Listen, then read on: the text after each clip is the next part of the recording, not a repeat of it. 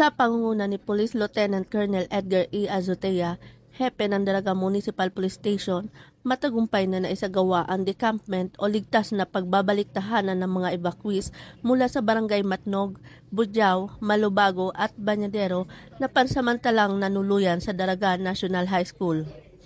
Kasama ang mga tauhan ng Daraga PNP, LGU Daraga, MDRRMO at BFP na ipagkaloob sa mga evacuees ang kinakailangang suporta tulad ng transportasyon, seguridad at tulong sa pag-aayos ng kanilang mga kagamitan. Matyagang inasikaso ng mga otoridad ang maayos na pagbabalik ng mga evacuees sa kanilang mga tahanan.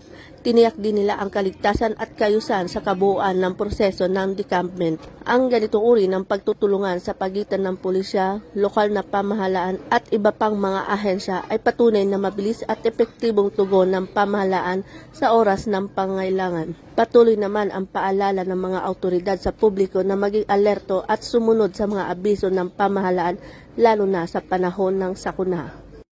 Mula dito sa Bicol Region, ako po inyong PNN Correspondent, Police Corporal Doxy Charisse Casasos, alagad ng batas tagataguyod ng Balitang Pulis.